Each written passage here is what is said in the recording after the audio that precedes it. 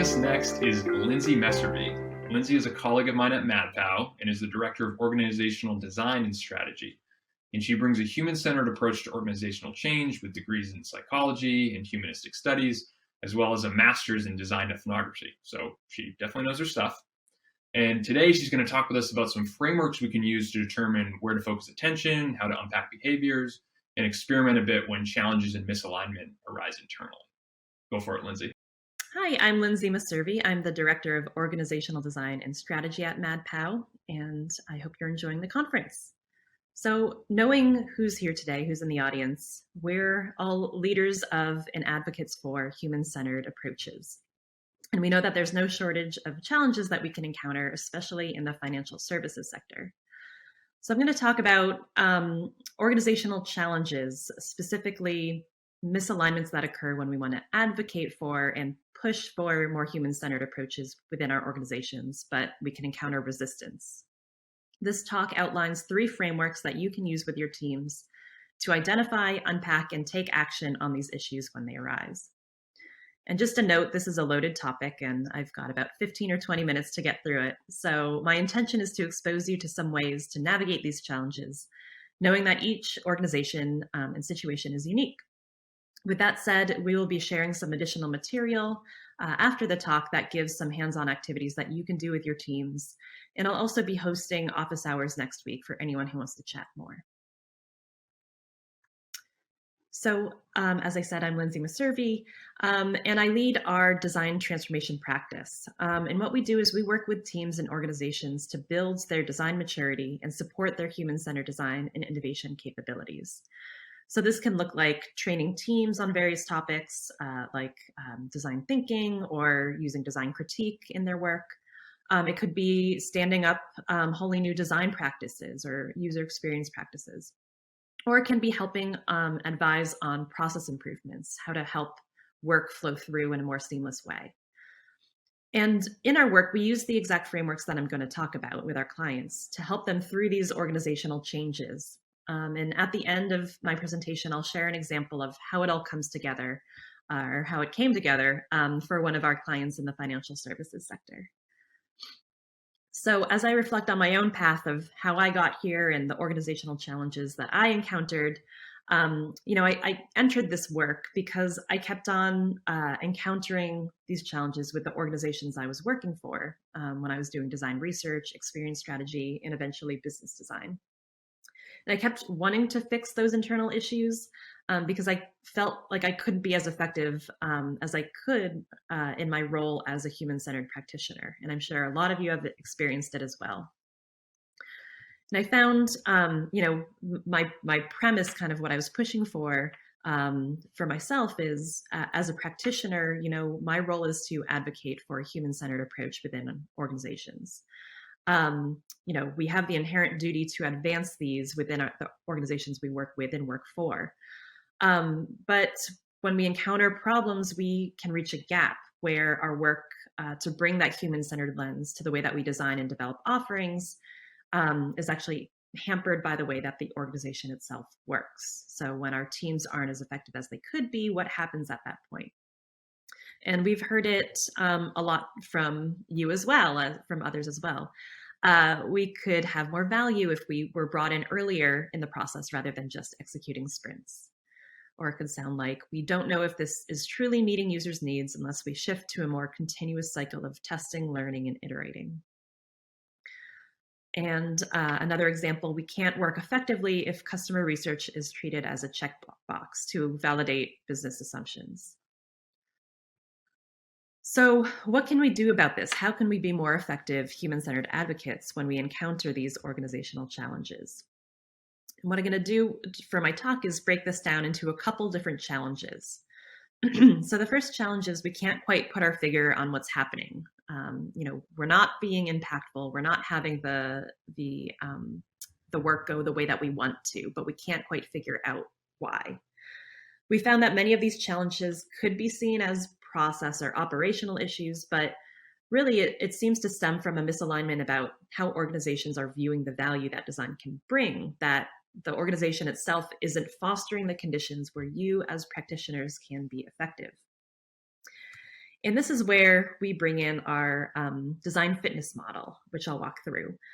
This is a way that you can understand how effectively the organization is set up to support and foster these human-centered approaches to our work. And so the design fitness assessment is a way that we identify, we do an assessment and understand where the strengths and weaknesses of key organizational qualities are that we believe are essential to effective human-centered design practice. And this assessment has been developed through our work and conversations with teams who have either been successful at integrating these practices into their organization, or those that have been struggling. And these are the patterns that we've noticed across our work. In order for this to thrive, we need vision and direction, how well a shared and clear vision for the product, service, or offering has been created and communicated. Learning and measurement, how well does the organization evolve its understanding of users to make decisions and assess solutions? Collaboration, how well do individuals and teams collaborate on efforts across roles, departments, and products? Empowerment, how well are teams and individuals able to autonomously make and execute decisions in alignment with the vision and strategy set out? Execution, how capable is the organization of implementing and supporting the solutions that they envision? Experience orchestration, how well does the organization manage and coordinate experiences across touch points, channels, products, and services to really provide that holistic vision? And then design and innovation practice. How well does your organization leverage true design values and mindsets like empathy, creativity, and craft? And so what we do is we do an assessment, but you can do one too with the activity sheet that I mentioned at the outset. You can determine where your team or your organization is stronger in some of these categories and where you're weaker, as you can see in this spider diagram. So to give you a little flavor for how it works, I'll highlight a few of the categories. So for instance, vision and direction is again about having a sheer cleared vision for what you're working on. And how it breaks down is clarity. Do you have a clear shared vision for the solution? And this vision can come in the form of a narrative, design principles, storyboard, anything that will help align all parties around the intended impact of what you're working on. We also assess iteration. Do you continually strive to refine and evolve this vision, knowing that things may shift internally or externally? Do you revisit it to ensure that it's still holding true? And then connection. Is there a connection between our work and achieving this vision? Is it clear that people's purpose and how they understand how they fit into the larger picture and the impact that their work is having? Another example is empowerment. So to break that down, it's really about our teams and individuals able to autonomously make and execute decisions in alignment with that vision and strategy. So influence is really about the reach of your influence. Does your team have the ability to make decisions that are outside of your day-to-day work? Or can you actually influence the strategy of the organization or the overarching team that you're working with? Self-direction. Is there trust in your ability to direct your own work, to know what needs to get done, or to further develop the product or service or offering that you're working on? And then support. Does your team feel like you have to continually fight for resources, or you have to jump through hoops to get what you need to do good work? So to break it down a little bit, the way that we use this fitness model is to help with alignment and understanding. If you kind of do an assessment across all of those elements, then you have a better understanding of where your strengths lie and where there might be gaps in capabilities or the way that you work or kind of the organizational culture and behavior that might impact the success of any transformation effort that you do to really help advocate for that human-centered approach. It also helps to prioritize your efforts. By understanding where you fall on those scales, you can start to build a roadmap of where you might start to improve your practices to help support any transformation efforts that you do.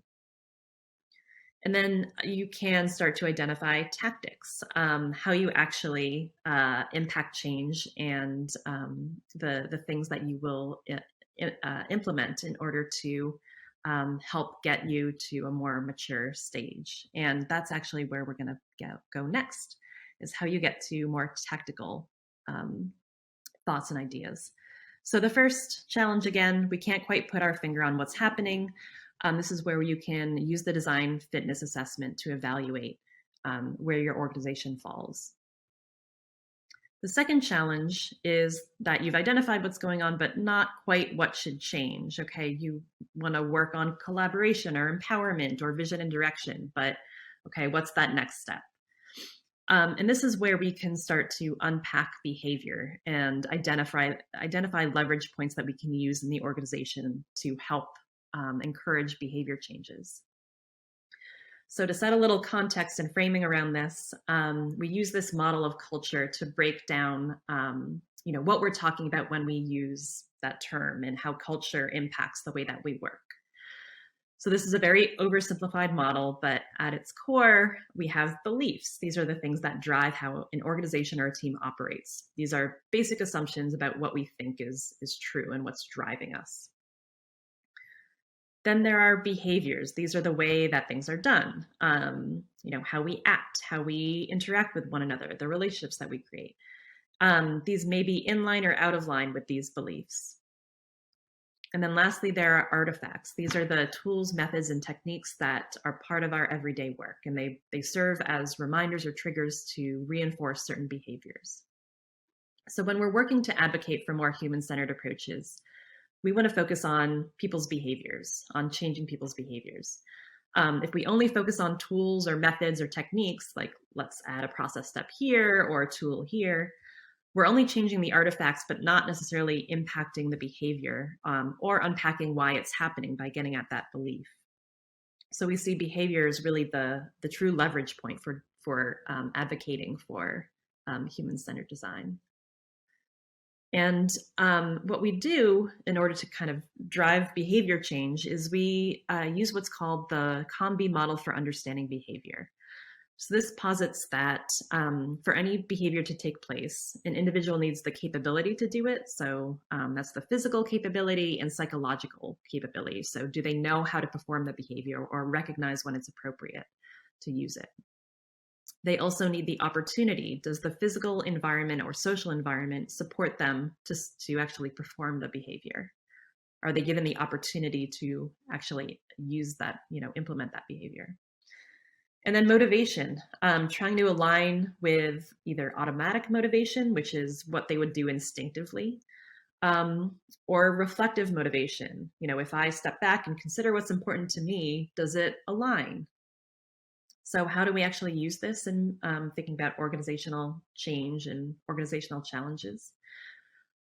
We can layer on organizational levers. So these are the things that we can use to help encourage change that we have at our disposal. And when we look at this, considering skills and knowledge or communication and language, this is about the way that we might train people or hire people for the right skill sets to get at capability, or the language that we use. When we think about opportunity, this could be the structures and the roles that we have, the processes and policies that we have in place can provide that opportunity to use the behavior. Thinking about spaces and environments and tools and materials. Again, these all kind of get at whether we're helping to encourage a behavior to happen through social or physical environment. And then thinking about motivation, this is about changing the incentive structure, the way that we track metrics, or even how we are communicating our vision and strategy to make sure that it drives people towards a behavior because it's motivating them to actually seek to want to get to that vision. So a lot of times, just to kind of use this as an example, When we encounter organizational issues, a lot of times we can tend to skew towards training. We need to educate people on what we're doing, or do some design thinking training so people really understand how to use this.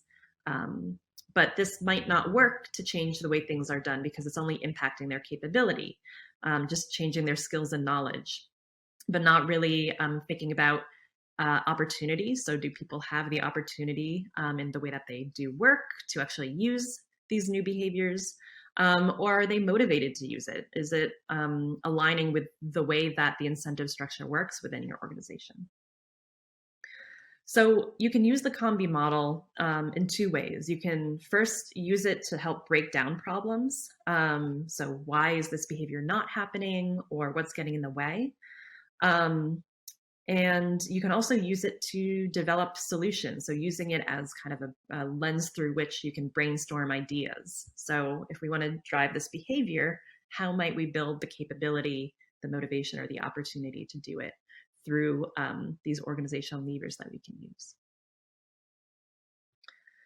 So again, challenge 2 is about, we've identified what's going on, but not why it's happening. This is where we can use behavior to identify leverage points that we can use. And then the last challenge is that, you know what you want to do. You figured out, okay, we want to drive towards this behavior, and we're going to use these methods to do it, but not how to approach it through kind of that change, that way of actually implementing change. And this is where we can suggest safe, modest experiments. We like to use an experimental mindset when we're approaching these types of organizational changes. And the way that we think about it is, organizational design is complex. Organizational change is complex. Changing culture and behaviors within an organization, it's hard to do, and there's a lot of moving pieces, and changing one thing can have impacts in other areas, because there's typically not that cause and effect linear process. And it's really because organizations are complex adaptive systems. They're made up of humans, which are not always rational. So in our work, we've mostly learned to, the way that we have typically know to approach change, or approach kind of the way that we do our work, is through planning, good practices, having the details figured out, following the plan. But when we're doing this type of work, really kind of impacting people's behavior, we need to approach it with more of a sense and respond mindset, to allow for flexibility and emergence to happen. Understanding that we can't always predict how it's going to work, but this is just a way of understanding, whether our assumptions are true or correct. So that's why we use the framework of experiments. So these are something that we can try and explore and see if our assumptions about what we want to do and how we want to change things are actually correct, if they're actually working. And this framework about smart experiments is actually from Robert Keegan from the Harvard Business School. And he uses this framework as a nice way to summarize how to approach change. So the first is, when we think about, how to approach change, make it safe. Many experiments, or many things that we want to do, will involve a certain amount of risk, but we don't want you to get you to an end result where you can get fired, or impact people in a really truly negative way. The second piece is going for modest, starting with a small test and working your way up to something more transformational, kind of using those as building blocks to get you to that end state. We want to make sure it's actionable, make it easy to undertake. We don't want to start with something massive that is going to take a lot of buy-in and support and kind of take 6 months to get done. But what's the one thing that you can do just to start making some changes to the way that you or your team is operating? We want it to be research-based. So the focus is on learning and not proving. This is about gathering information, not trying to prove a point, or not trying to track, success metrics at this point. And this gets to, seeing it as a test. This is a way to validate or invalidate our assumptions. Again, is this actually working? Is this driving us towards what we want to be doing? Or do we have to rethink it? And this is, again, thinking about it as kind of a continuous learning cycle will help. So again, I know what I want to do, but not how to approach it. This is where we can have kind of that smart experiment approach and approach our work with that experimental mindset. So what does this look like in action? Using this as a case study to kind of highlight and bring together all of the different frameworks that I've talked about. So we worked with a large insurance provider. We were helping them build or kind of stand up a larger design team where they started with 40 people and they were looking to double. And the way that they started projects was with a cross-functional team. They built this new team to start working on a new problem space. They would get the core members together and other stakeholders together to set a direction for what the groups were going to work on using this design thinking based workshop. But it wasn't effective. They weren't having the bold impact that they were hoping for. So when we did their design fitness assessment, we noticed that one of their weakest areas was around collaboration. It gave us this direction of where to focus. And obviously, we focused on a lot of different areas when we were working with them, but as an illustrative example, we'll use collaboration. So how can we help shore up their collaboration to make their the way that they work more effective and the way that they stand up projects and teams more effective? So when we probed into it more, we found that they were they weren't really sharing feedback effectively. People didn't feel comfortable sharing their open and honest assessments or ideas, or when they did, it wasn't really coming at an opportune time. So this resulted in watered down solutions and ineffective kickoffs because people weren't comfortable being open and upfront about their point of view. So when we had them walk through a Combi process, it was clear that motivation was there. People understood the value and desired giving and receiving feedback, but they needed to focus on building their capability and opportunity to use this new way of collaborating. So what we did is we kind of had a change experiment. We helped them build a critique practice, train them up, built their capability in that way to understand how to use critique in an effective way. And then we helped shore up kind of the opportunity for them to use it by incorporating it into their process cycles at a more opportune time, earlier on in the process, so people can actually take feedback and act on it. So when we went through this, this kind of experimental phase where we tried it out, tracked what was going on, and when we actually re-looked at their fitness model, we saw that their empowerment had actually dropped. And so when we reflected on this, why was this happening?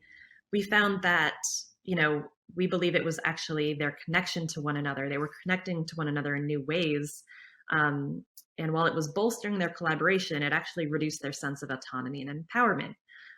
They felt like they had to get people's buy-in and really get their feedback in order to do their work more effectively.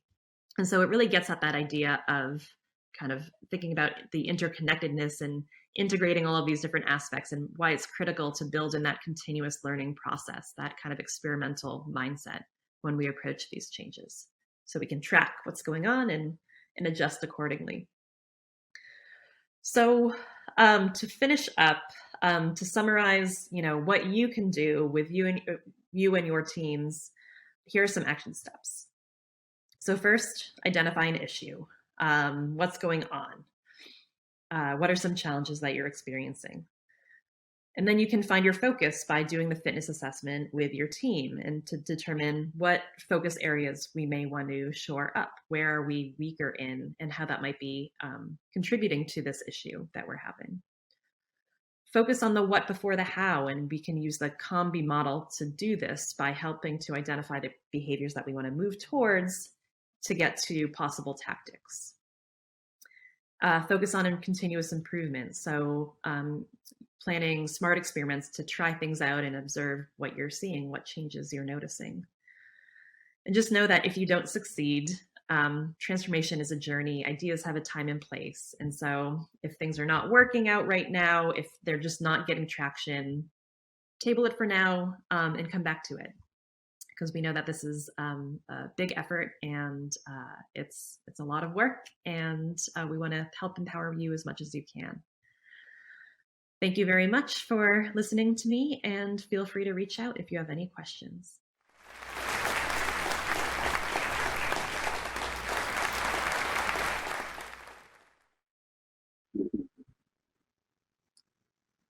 Thanks so much, Lindsay. That was fantastic. Such an important topic. Thanks, Ethan. Yeah, I'm happy to be here. Yeah, I feel like I've been saying such an important topic like all day today, but with this one, it's like, this is your team and these are your people. So it truly is like maybe the most important topic. So I appreciate you kind of tackling with it and giving us some of those resources and those action steps, which are super helpful. Yeah, I mean, again, it's pretty high level from this point, but as I mentioned before, I want people to continue to engage with these frameworks and these tools, which is why I mentioned there's a worksheet that we put together. That's you can see it as part of my little talk piece in the schedule. But really, again, the worksheet is meant to be a way to extend the concepts from the talk, make you engage with them a little bit more. And you can use it in a couple different ways. If you resonate with the talk, you can use it as an individual, just doing it from your own point of view, just so you can kind of start unpacking some of the challenges that you're noticing or sensing yourself. You can also use it with colleagues, print out the worksheets, do it together, and that way you can see, are we seeing the same things, or do we have different perspectives? Do we have different ideas of how to tackle it? And then that way you can kind of start to understand, really pinpoint where those leverage points are, and start to gather a team that can really help drive change forward if you're all in it together. And then the other way is you can actually, you can take these exercises that we put together and blow it out into a workshop that you can do with your whole team. And a lot of times when we do this work, it feels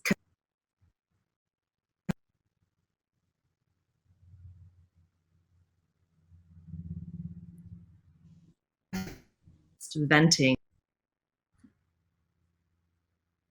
Lindsay, I think I lost you for a second there.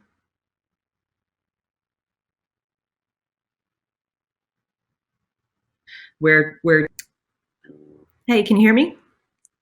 You are back. For me, at least. Can you hear me? Okay. Yeah. Yes. Yeah. So where did I definitely recommend folks check out that design fitness model activity worksheet. That is, as Lindsay mentioned, kind of in the agenda below. And if you also want to book time with Lindsay to talk through that, if you take a look at it and you're like, what do I do here? What am I supposed to be doing? There's actually a link in there too that you can book some time with her to chat about that as well next week. You kind of mentioned alignment, I guess, and I'd love to hear your take on workshops. I know you just mentioned that as kind of a next step potentially to gather that alignment. Who do you think kind of needs to be in the room there, and how might you approach that? Yeah, that's a great question, with not a simple answer, but I guess it depends on kind of the level of transformation you're looking to do. And what that means is, if you kind of do this yourself and you start to unpack what's going on, or you do it with your team and you realize, is this an issue that we can tackle ourselves, within our own team?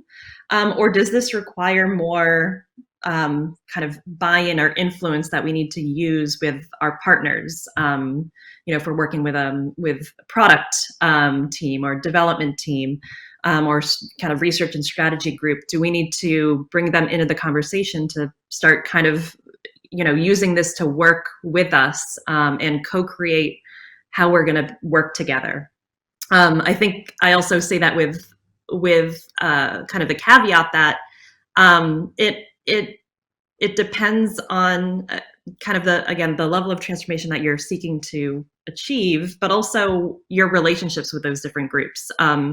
Knowing that this is going to unpack some things that might be tough to talk about, we just want to make sure that you're ready for that conversation. But there are ways that you can do that, and things that you can kind of tee up to get there and to have that collaborative, action-oriented conversation with them.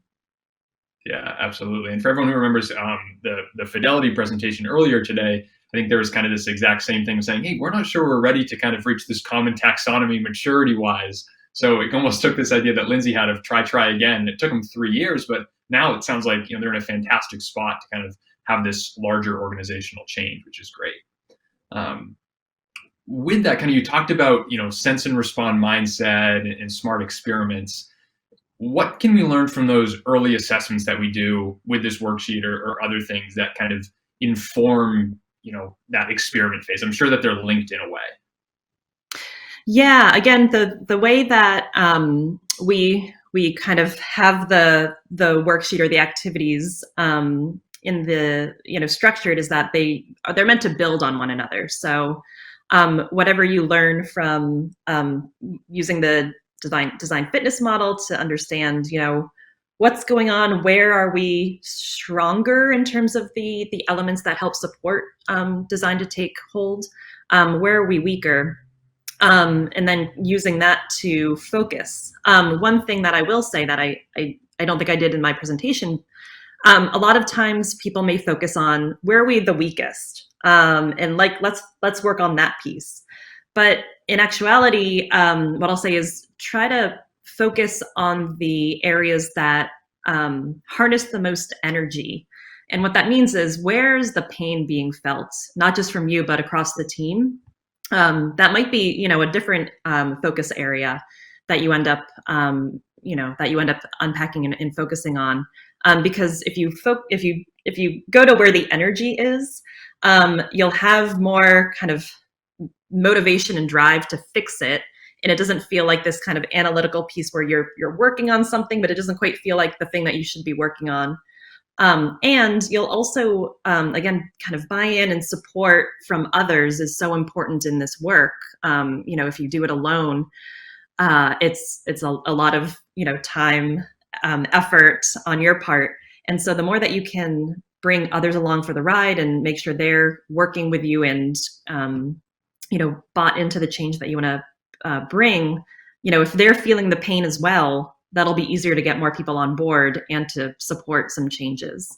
So again, you can kind of take those different elements, those different frameworks, and layer them on one another to get to an experiment that feels doable. Ultimately, is how we approach the work. Totally. Yeah, I love that. I love that shift of focusing where the energy is. I think that's an important one. It can be really impactful and helpful. I do wonder if, I know we have a lot of folks on the call today who are just building teams, just starting to build organizations, and have someone's told them, you need to hire 50 designers, 50 folks in the next year or something like that. Does this change when you're kind of under that timeline pressure and you're trying to institute some of these important, things? How do you deal with experimentation in that setting? Yeah, that's a great question. In that case, I think it becomes less about an experimental mindset, as we've talked about in this presentation, and more about, you need to, if you're building that team, you need to get it right. You need to do everything in your power to make sure it succeeds. And so typically we would approach that from like a traditional change management a way of doing things, where you have your options, you prioritize on the best one, and you execute it. Again, because you need it to succeed. That said, you can use the fitness model, and we've used this in this way, where instead of looking at your team and where they sit along those different scales, look at the whole, kind of do a quick exercise where you're looking at the whole organization. How collaborative are they? Are teams working in silos? Because that will start to help you get a sense of what do you need to what are the conditions that you need to design this team for? Are they going to be working in silos? Or a better way to think about it is, knowing that you're working in these silos, how can you use that team to start kind of getting unsiloed? Are there things that you can do, or things that you can build into the way that you're building the team or the process or the structure to start kind of changing some things that that are happening at the organization? So again, I think this you would take less of an experimental approach, more of a traditional let's go this way approach, a visionary approach. But again, using the tools, I think, can still be relevant in that context. Yeah, no, absolutely. That makes a ton of sense. So again, that worksheet, those materials, that's available in the agenda below, so you can access them there. And there's also that link to book time with Lindsay. She is just as great in a live meeting, I promise. So Lindsay, thanks so much for being here. I really appreciate it. Thanks so much, Ethan, and thanks everyone.